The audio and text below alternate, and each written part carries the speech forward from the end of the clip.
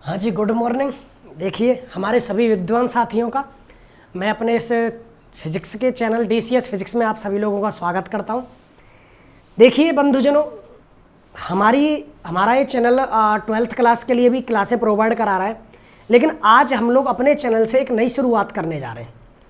देखिए, मेरा नाम दिनेश चौधरी है। मैं राजस्थान के एक छोटे से शहर भरतपुर से बिलोंग करता हूँ और मैं यहाँ पर डिफेंस एकेडमियों में कई सालों से अध्ययन कार्य करा रहा हूँ। डिफेंस एकेडमी में स्टडी कराता हूँ मैं। तो अपन लोग क्या देखते हैं कि हमारी जो सब्जेक्ट है फिजिक्स आजकल हर एक कंपटीशन में आने लग गई है। यहाँ तक कि आप छोटे से छोटा एग्जाम देख लीजिए, राजस्थान पुलिस हुआ, आपका पटवारी का हुआ, कोई भी एग्जाम जो जनरल, जिसमें जनरल साइंस अगर ऐड है तो उसमें फिजिक्स के क्वेश्चन तो आते ही आते हैं। और फिजिक्स आप जानते हो, फिजिक्स कोई ऐसी सब्जेक्ट नहीं है जिसमें से आप क्वेश्चन चाहे जैसे बना दे, नहीं बना सकते। उसमें एक लेवल का क्वेश्चन बनता है, फिक्स लेवल का क्वेश्चन बनता है। और खासकर बात यह है कि मैंने जो आज से मैं अपनी क्लासें शुरू कर रहा हूँ वो क्लास है एयरफोर्स नेवी वाले बच्चे और बाकी सारे एग्जाम, जैसे रीट का एग्जाम है, आपके सेकंड ग्रेड साइंस है, तो इन सारे एग्जाम्स के लिए सबके लिए यूजफुल है। बट हमारी क्लासें कंप्लीटली डेडिकेटेड है किसके लिए? एयरफोर्स नेवी और NDA क्लासेज के लिए। यानी आज से हम लोग डिफेंस की क्लासें शुरू कर रहे हैं। डिफेंस के सिलेबस की क्लासें अपन लोग शुरू करेंगे धीरे धीरे। मैं आज पहली वीडियो डालूंगा डिफेंस के लिए। मैं आप लोगों का रेस्पॉन्स देखूंगा, आपके डिफेंस ही नहीं, इनके साथ में और किस किस के लिए डाल रहा हूँ। आपका रीट का एग्जाम होता है जिसमें साइंस मैथ लेवल सेकंड वाले बच्चे एग्जाम देते हैं। उस रीट के एग्जाम के अलावा आपका सेकंड ग्रेड है, आपका फर्स्ट ग्रेड है।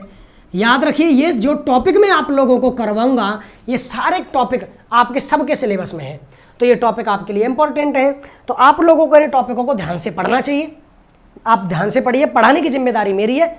मैं पहली वीडियो डालूंगा ये कंपटीशन के मद्देनज़र, तो मुझे जैसा रेस्पॉन्स इस वीडियो पर मिलेगा मैं आगे उसी आधार पर अपने विचार दे रखूँगा कि मुझे इसको आगे कैसे कंटिन्यू करना है, अपन क्लासें कैसे प्रोवाइड कराएंगे। तो मैं ये चाहूँगा कि ज़्यादा से ज़्यादा आप लोग इस वीडियो को देखें, लाइक करें, चैनल को ज़्यादा से ज़्यादा शेयर करें, ताकि हम लोग आपके लिए सेपरेट अलग अलग कंपटीशन के लिए एग्जाम के लिए चला सकें। याद रखिए, आज मैं जो टॉपिक ले रहा हूँ वो सबके लिए यूजफुल है।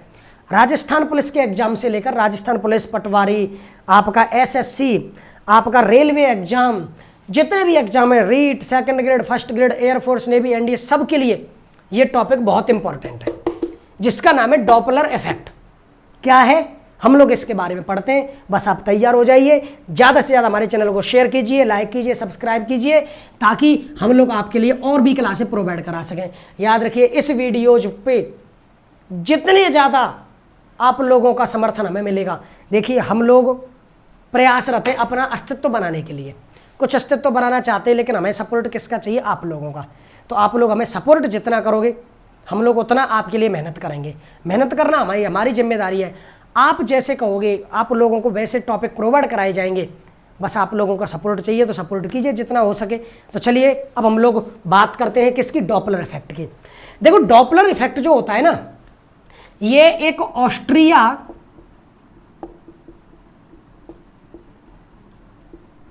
के वैज्ञानिक थे, ऑस्ट्रिया के वैज्ञानिक थे डॉपलर। यानी इस इफेक्ट का जो नाम पड़ा हुआ है, उस इफेक्ट का नाम वैज्ञानिक ने अपने नाम पर ही रख दिया। हुआ क्या था, एक डॉपलर नामक वैज्ञानिक थे। एक बार क्या हुआ कि जो डॉपलर थे, यानी हमारा जो लाल है, वो अपनी लाली से मिलने गया। किससे मिलने गया? अपनी लाली से। जब वो लाल अपने लाली से मिलने गया तो लाली थी एक दूसरी छत पे, लाल खड़ा था इस छत पे, बीच में गली थी। अब क्या हुआ, अचानक लाली की मम्मी आ गई। जब लाली की मम्मी आ गई तो लाली फिर भागी नीचे। तो लाली ने उसको कुछ कहा, लाली ने कुछ वर्ड दिए, कुछ बोला उसको। भागते भागते वो सीढ़ियों से उतरी और भागते भागते वो कुछ बोल के गई। लाल को कुछ भी समझ में नहीं आया। ये तभी की बात है जब डॉपलर साहब नई उम्र के थे। तो जब लाल को कुछ भी समझ में नहीं आया, लाल का दिमाग कौन था, बोले यार ऐसा कैसे हुआ। जब हम लोग बात कर रहे थे तब तो आराम से बातें हो रही थी, उसका एक एक वर्ड मुझे ऐसा लग रहा था जैसे कोयल कूक रही हो, कोयल जैसे शब्द सुनाई दे रहे थे। लेकिन जब ये मम्मी के आने पर नीचे भागी तो नीचे भागने पर इसने मुझसे कुछ कहा, अब चाहे कुछ भी कह सके कि भाग जाओ, फ़ोन कर लेना, चिट्ठी लिख देना, कुछ भी, तो मुझे सुनाई क्यों नहीं दिया? उनका दिमाग कौन था? उन्होंने सोचा बोल कुछ तो होता है जब कोई भी सुनाने वाला गति करता है। उन्होंने क्या सोचा कि ये लड़की इससे बोल रही थी, लाली अपने लाल से बोल रही थी, लाली जब भागी तो लाली ने क्या की? गति। लाली ने क्या की? गति। तो जब लाली ने गति की तो गति के दौरान उसके बोल मुझे कम सुनाई दिए, यानी उसकी जो आवाज़ है वो मुझे कम सुनाई दी। तो तब उन्होंने इस विचार से अपने दिमाग को दौड़ाया। वैज्ञानिक तो थे ही, तो आगे खोजे की और आगे खोजे करने लगे। तो उनको क्या पता चलता है कि जब भी कोई भी श्रोता या कोई भी स्रोत एक दूसरे के सापेक्ष गति करते तो उनको आवाज़ में परिवर्तन महसूस होता है। और आवाज़ में परिवर्तन को हम लोग पढ़ते हैं आवृत्ति में परिवर्तन से। आवृत्ति में परिवर्तन महसूस होता है, और यह आवृत्ति में परिवर्तन महसूस होना, आवाज़ में परिवर्तन महसूस होना ही डॉपलर प्रभाव कहलाता है। कोई भी सुनने वाला और सुनाने वाला गति कर रहे हो, उनमें से कोई भी, या तो सुनने वाला गति कर रहा हो या सुनाने वाला गति कर रहा हो, अगर दोनों में से कोई भी गति कर रहा है तो याद रख लीजिए सुनने वाले को आवाज़ कम ही आएगी, और वो आवाज़ में उसको अंतर महसूस होगा, कभी कम आएगी कभी बढ़ेगी। तो ये जो अंतर होता है, अंतर आना ही क्या कहलाता है? डॉपलर प्रभाव। समझ गए? डॉपलर प्रभाव में आप लोग, जैसे मान लीजिए कोई डीजे बज रहा है, मैं उसकी ओर जा रहा हूँ तो आवाज़ मुझे ज़्यादा आती जाती है, उस डीजे से मैं दूर जा रहा हूँ तो मुझे आवाज़ कम आती जाती है। समझ रहे हो? ऐसा होता है। तो ये सब किसके कारण होता है? डॉपलर के कारण, डॉपलर इफेक्ट के कारण। तो डॉपलर प्रभाव क्या है? डॉपलर प्रभाव में क्या पढ़ना है आप लोग आराम से समझिएगा। देखिए, डॉपलर प्रभाव है आपका स्रोत यानी सुनाने वाला व श्रोता, स्रोत व श्रोता की आपेक्षिक गति, स्रोत व श्रोता की आपेक्षिक गति के कारण, चाहे बेटा स्रोत यानी बोलने वाला गति कर रहा हो या श्रोता या सुनने वाला गति कर रहा हो, तो उनकी गति के कारण आवृत्ति में, आवृत्ति का मतलब आवाज में आभासी परिवर्तन, में आभासी परिवर्तन। ये जो परिवर्तन होता है वो क्यों होता है? कोई एरोप्लेन जा रहा है, उसकी आवाज़ हमें कितनी भारी सुनाई देती है, हमारे ऊपर से गुजरते समय ज़्यादा, लेकिन जैसे जैसे दूर जाता है आवाज़ कम जाती है। वायुयान की स्थिति का पता किया जाता है। डॉपलर प्रभाव के जो उपयोग है, किसी भी वायुयान की स्थिति या पनडुब्बी की स्थिति जब भी हमें ज्ञात करनी हो तो याद रखिए हम लोग डॉपलर इफेक्ट से ही हम लोग इनको ज्ञात करते हैं। तो इनको ज्ञात करेंगे कैसे? इन सारी बातों का अध्ययन किस में किया जाता है? डॉपलर इफेक्ट में। तो डॉपलर इफेक्ट है क्या? जब भी कोई भी स्रोत या श्रोता की आपेक्षिक गति होगी तो आवृत्ति में आभासी परिवर्तन आएगा। मान लीजिए ये कोई माइक है और ये है कोई लाल, ठीक है, ये कोई लाल है। अब ये लाल और ये है स्पीकर। अब स्पीकर से क्या निकलेगी? आवाज। ये क्या निकलेंगी? ध्वनि तरंगे, ध्वनि तरंगे। ये है आपका स्रोत, ये क्या है? स्रोत। और ये है श्रोता जिसके ये कान है जिनसे वो सुनेगा, ये है आपका श्रोता। श्रोता का वेग vo, मान लो अगर श्रोता गति करता है तो इसका वेग vo, स्रोत है इसका वेग vs, मतलब वेलोसिटी ऑफ सोर्स। तो स्रोत का वेग, वेलोसिटी ऑफ ऑब्जेक्ट यानी किसका वेग? श्रोता का वेग यानी प्रेक्षक का वेग। और जो ध्वनि तरंगे हैं उनका वेग क्या है? v, उनका वेग क्या है? v, velocity of waves. यानी कोई भी स्रोत यानी स्पीकर, कोई भी चीज गति कर रही है vs वेग से, वहां से ध्वनि तरंगे चल रही हैं कितने वेग से? v वेग से। किस तक? श्रोता तक। और अगर श्रोता का वेग क्या है? vo, तो इनको श्रोता जो आवाज सुनेगा उसको उसमें आभासी परिवर्तन महसूस होगा। कभी आवाज, जैसे हम लोग किसी स्पीकर की तरफ जा रहे हैं तो आवाज जाती है, आज ज़्यादा आती है, स्पीकर से दूर जाते हैं तो आवाज कम आती है। ऐसा क्यों? तो बेटा स्रोत व श्रोता की आपेक्षिक गति, स्रोत और श्रोता की आपेक्षिक गति के कारण आपकी आवृत्ति के कारण आवृत्ति में आभासी परिवर्तन। अब आवृत्ति में आभासी परिवर्तन क्या महसूस होता है? आवृत्ति जो होगी, यानी आवृत्ति का मतलब हम जो आवाज़ सुनते हैं ना, जो ध्वनि हम लोग सुन रहे हैं उस ध्वनि की तीव्रता, मतलब उसमें हमें कितनी ध्वनि सुनाई दे रही है, उसका लेवल क्या है, वो उसको आवृत्ति कहते हैं। तो आवृत्ति में जो परिवर्तन होगा उसको कहेंगे एन डैश। आभासी, मैं ये कह दूं कि आवृत्ति में आभासी परिवर्तन के पश्चात सुनी गई आभासी आवृत्ति, सुनी गई आभासी आवृत्ति है एन डैश बराबर, उसका एक ही फॉर्मूला याद करना है, पूरा डॉपलर इफेक्ट इस एक फॉर्मूले से याद हो जाएगा आपको। एन डैश बराबर N V plus minus V O बटे V plus minus V S, V plus minus V O बटे V plus minus V S. और जहां एन है आपकी मूल आवृत्ति, एन क्या है, मूल आवृत्ति, यानी मान लीजिए कोई मोबाइल है, जैसे कोई भी मोबाइल है, मान लीजिए ये मान लीजिए मोबाइल है, ये मोबाइल का स्पीकर है। अब यहाँ से कोई ध्वनि निकल रही तो मैं इसको बिल्कुल कान पे रखूंगा तो कितनी तेज आवाज आती है, तो वो है इसकी मूल आवृत्ति। दूर ले जाओ आवाज कम आएगी, वो है आभासी आवृत्ति। बिल्कुल कान पे, यानी बिल्कुल ध्वनि सीधी कान में घुस जाए तो वो है मूल आवृत्ति, और दूर से जो सुन रहे हैं वो है आभासी आवृत्ति। तो फॉर्मूला याद रखना, एन डैश बराबर N plus minus V O बटे V plus minus V S.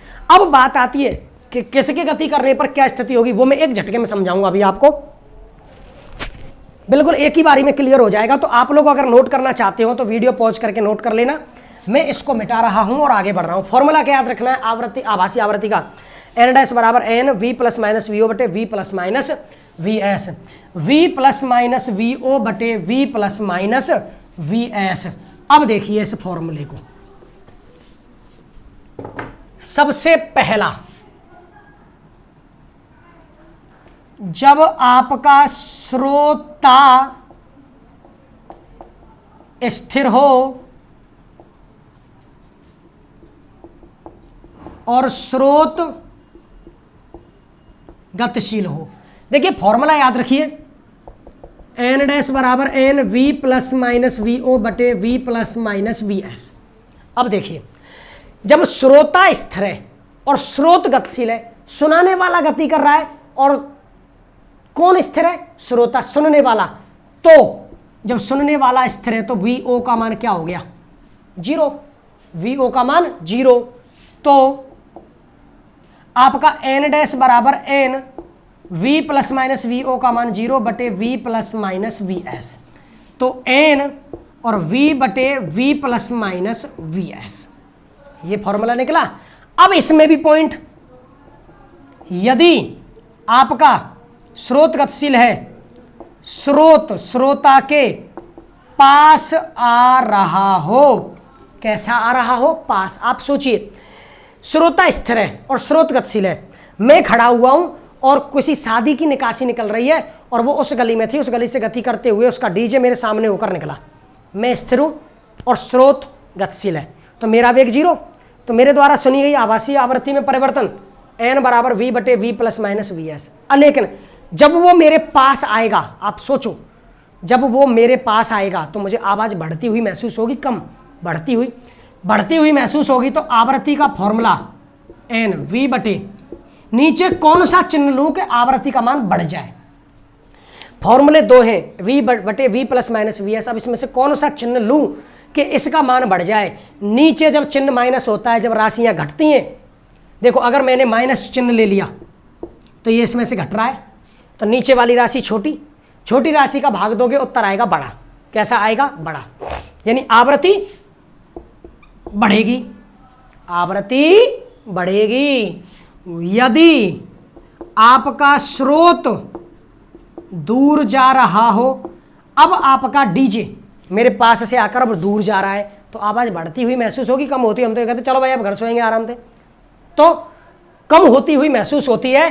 तो कम कैसे होगी, एन वी बटे, नीचे कौन सा चिन्ह लूँ, नीचे लेंगे प्लस चिन्ह, क्योंकि जब प्लस हो रहा है तो नीचे कुछ ना कुछ मान बढ़ रहा है, और बड़ी राशि का भाग देते हैं, उत्तर आता है छोटा, उत्तर छोटा आएगा। और उत्तर के छोटा आने पर बोलो आवृत्ति घटी कि नहीं घटी, यस या नो। यही तो डॉपलर प्रभाव है, हम लोग जो प्रेक्षित करते हैं। लेकिन आपके लिए फॉर्मूले जरूरी हैं, आपके लिए फॉर्मूले जरूरी हैं।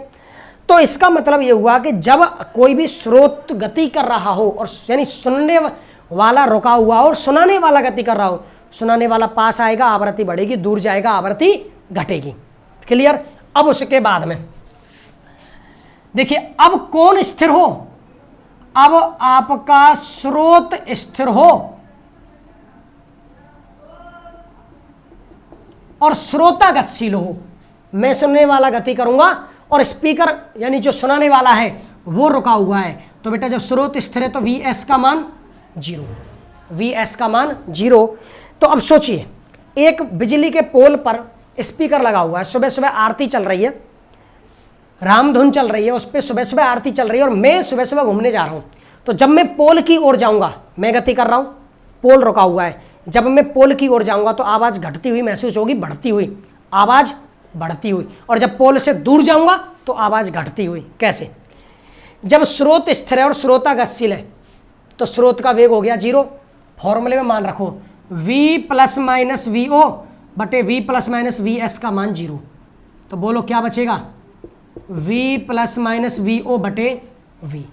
अब सोचिए, जब श्रोता पास आ रहा हो, जब श्रोता पास आ रहा हो, मैं स्पीकर की ओर जा रहा हूं, तो बोलो आवाज घटेगी या बढ़ेगी? बढ़नी चाहिए, तो बढ़नी चाहिए। देखो कैसे बढ़ेगी। अब बढ़नी चाहिए तो इस फॉर्मूले में चिन्ह क्या आएगा? नीचे तो V, ऊपर V। अब सोचो ऊपर प्लस का चिन्ह लूं या माइनस का? जो मान बढ़े ऊपर तो प्लस का लेना पड़ेगा, तो ऊपर ले लिया मैंने प्लस का, तो मान बढ़ा। लेकिन जब श्रोता दूर जा रहा हो, मैं स्पीकर से अब दूर जा रहा हूं, स्पीकर से पार निकल गया, तो आवाज घटेगी, और आवाज घटेगी तो बोलो क्या निकलेगी? V, और V माइनस VO, आवृत्ति घटेगी, आवृत्ति घटेगी। क्लियर है? तो ये चीज आप लोग नॉर्मली जानते हो, जब हम लोग किसी भी स्पीकर की तरफ जाएंगे आवाज बढ़ती है, दूर जाएंगे तो आवाज घटती है। लेकिन फॉर्मूला कैसे लेना है वो ऐसे, तो एक ही फॉर्मूले से सब निकलेंगे। आपका पहले कौन स्थिर था? श्रोता, तो VO का मान 0 किया, VO का मान 0 करके आप लोग दूर जा रहे थे तो नीचे माइनस, यानी पास आ रहे थे तो नीचे माइनस, और दूर जा रहे थे तो नीचे प्लस। क्योंकि जब पास आते हैं तो आवृत्ति बढ़ती है, तो नीचे माइनस चिन्ह लेंगे तब बढ़ेगा, और बढ़ाने के लिए ऊपर कैसा चिन्ह लेना पड़ेगा? प्लस। अब जब बेटा स्रोत स्थिर है तो Vs का मान 0, तो फॉर्मूला आ गया ये। अब जब ये पास आ रहा हो तो आवृत्ति बढ़ेगी, तो ऊपर तो प्लस, दूर जा रहा हो तो आवृत्ति घटेगी, तो नीचे माइनस। अब बात आती है कि जब ये दोनों गति कर रहे हो, दोनों गति कर रहे हो, नोट करना हो तो वीडियो पॉज करते करते नोट कीजिए, ठीक है? अच्छा, उसके बाद में तीसरा, जब दोनों गतिशील हो, कोई भी स्थिर नहीं है, तब तो आवृत्ति का सूत्र क्या होगा? n डैश बराबर n V plus minus VO बटे V plus minus VS, V plus minus VO बटे V प्लस माइनस VS। लेकिन इसमें यदि दोनों पास आ रहे हो, दोनों पास आ रहे हो, सोचिए स्रोत और श्रोता, अब डीजे भी चल के आ रहा है उधर से और मैं भी चल के जा रहा हूं। देखिए शादी की निकासी हो रही है और हम लोग उनमें से हैं जो शादी में, लड़की की शादी और लड़के की, हम तो जाके नाचेंगे। अब नाचने का मन कर रहा है मेरा, तो मैं क्या करूंगा? डीजे बज रहा हूं, वहीं चलेंगे, वहीं तो नाचते हुए आएंगे अपने घर तक। तो जब मैं यहां से चलते हुए डीजे की तरफ जाऊंगा, डीजे मेरी तरफ आ रहा है, तो आप सोचिए मैं डीजे की तरफ जा रहा हूं, डीजे मेरी तरफ आ रहा है, तो आवृत्ति बढ़ेगी या बहुत ज्यादा बढ़ेगी? बहुत ज्यादा बढ़नी चाहिए, आवाज हमें बहुत ज्यादा बढ़ती हुई महसूस होगी, जल्दी जल्दी बढ़ेगी। तो आवृत्ति बढ़ेगी तो n बढ़ना है तो ऊपर प्लस और नीचे माइनस, V प्लस VO बटे V माइनस VS, ऊपर प्लस और नीचे माइनस। तो आवृत्ति बढ़ेगी या बहुत ज्यादा बढ़ेगी? बहुत जल्दी जल्दी बढ़ेगी, ठीक है? और यदि आपके दोनों दूर जा रहे हो, दोनों दूर जा रहे हो, तो n डैश, कौन? n डैश बराबर, तो अब दूर जा रहे हैं, अब मैंने नाच लिया, पेट भर गया, अब मेरा घर उधर, डीजे को जाना है इधर, अब डीजे जा रहा है इधर और मैं अपने घर की तरफ जा रहा हूं, तो आवाज बहुत तेजी से घटेगी कि नहीं घटेगी? क्योंकि दोनों गति कर रहे हैं। तो n डैश बराबर घटेगी, तो ऊपर क्या? माइनस और नीचे प्लस, क्योंकि ऊपर माइनस होने से और कम हो गई राशि, नीचे प्लस होने से और ज्यादा हो गई राशि, कम में ज्यादा का भाग देंगे और कम आएगा। समझ गए? तो ये है डॉपलर इफेक्ट। किन के लिए? ध्वनि तरंगों के लिए मैंने आज जो पढ़ाया है वो है ध्वनि तरंगों का डॉपलर प्रभाव। ध्वनि तरंगों का डॉपलर प्रभाव पढ़ाया है मैंने आज आपको। तो डॉपलर प्रभाव में क्या होता है, आवृत्ति में आभासी परिवर्तन। ठीक है, स्रोत हो या श्रोताओं पास में आ रहे हो तो आवृत्ति बढ़ेगी, दूर जा रहे हो तो आवृत्ति घटेगी। इंपॉर्टेंट है आपके लिए फॉर्मूले। ठीक है, तो आज क्या करना है, आप लोगों को इसको पढ़ना है क्योंकि मैं इसके न्यूमेरिकल, ठीक है, हाँ, इसका उपयोग कहाँ किया जाता है, उपयोग तो इंपॉर्टेंट है, असल में तो क्वेश्चन यही है। उपयोग किया जाता है आपके वायुयान की स्थिति ज्ञात करने में। वायुयान की स्थिति किससे ज्ञात करते हैं, रडार से। कैसे? रडार से। तो रडार जो होता है ना वो डॉपलर इफेक्ट पर ही आधारित होता है। और दूसरा आपके पानी में चलती है पनडुब्बी, तो पनडुब्बी की स्थिति पता करने में, मतलब दोनों की स्थिति पता किससे करोगे, रडार से। तो रडार में कौन इंपॉर्टेंट है, रडार में किसका उपयोग किया जाता है, डॉपलर इफेक्ट का। तो इंपॉर्टेंट है। वायुयान की स्थिति कैसे ज्ञात करते हैं आप लोग, रडार से। पनडुब्बी की स्थिति कैसे ज्ञात करते हैं, रडार से। कैसे हम लोग ध्वनि तरंगें छोड़ते हैं, वो वायुयान से टकराकर जितने समय में वापस आती हैं वेग हमें पता है उनका। बात बता दूं साथ में ही, ध्वनि तरंगों का वेग सर्वाधिक होता है स्टील में। ध्वनि तरंगों का वेग सर्वाधिक किस में होगा, स्टील में। वो होगा 5060 मीटर पर सेकंड। स्टील में 5060 मीटर पर सेकंड। चलिए बताता हूं। तो ये था डॉपलर प्रभाव और ये इसके उपयोग। अब इसमें मुझे एक चीज और बतानी है, ये आप नोट करना चाहो तो वीडियो पॉज करके आप नोट करोगे। देखिए, अब बात करते हैं, जब ध्वनि तरंगों का डॉपलर इफेक्ट पढ़ रहे हैं आज, और याद रखिए कल की वीडियो में क्या पढ़ेंगे, न्यूमेरिकल और प्रकाश तरंगों का डॉपलर इफेक्ट। डॉपलर इफेक्ट तो दोनों के लिए होता है, ध्वनि तरंगों के लिए भी और प्रकाश तरंगों के लिए भी। तो आज ध्वनि तरंगों का पढ़ा, कल पढ़ेंगे प्रकाश तरंगों का। तो ध्वनि तरंग का वेग याद रखना सबसे ज्यादा होता है स्टील में। कितना, 5060 मीटर पर सेकंड। मैं आपको ध्वनि तरंगे भी पढ़ाऊंगा एक वीडियो में स्पेशल, वहां पर सब कुछ बताऊंगा। उससे कम होता है जल में। कितना आपका 1430 मीटर पर सेकंड। और फिर होता है वायु में कितना, 332 मीटर पर सेकंड। लेकिन पूछ ले सबसे कम किस में होता है, सबसे कम होता है निर्वात में। यानी कितना, 0। इसका मतलब ये हुआ, अगर आप अंतरिक्ष में बोलोगे, अंतरिक्ष में कोई तुम्हें गाली भी देगा तो तुमको सुनाई नहीं देगा। अंतरिक्ष में कोई भी एक दूसरे की आवाज नहीं सुन सकता। समझ रहे हो क्यों? क्योंकि वहां पर ध्वनि तरंगों का संचरण ही नहीं होता। ध्वनि तरंगों का संचरण नहीं होगा क्योंकि वहां पर निर्वात में उसका वेग क्या है, 0। तो ध्वनि तरंगों की वीडियो में, अब इसके बाद हम लोग ऐसी ध्वनि तरंगों से जुड़ी हुई वीडियो डालेंगे तो उनमें हम लोग ध्वनि तरंगों के बारे में सब कुछ पढ़ेंगे। अभी ध्वनि तरंग क्या है, ध्वनि तरंग का वेग सबसे ज़्यादा होता है स्टील में। तभी तो देखिए रेलगाड़ी के आने से पहले रेलगाड़ी की पटरियों पर कान रख के हम लोग आवाज़ सुन लेते हैं।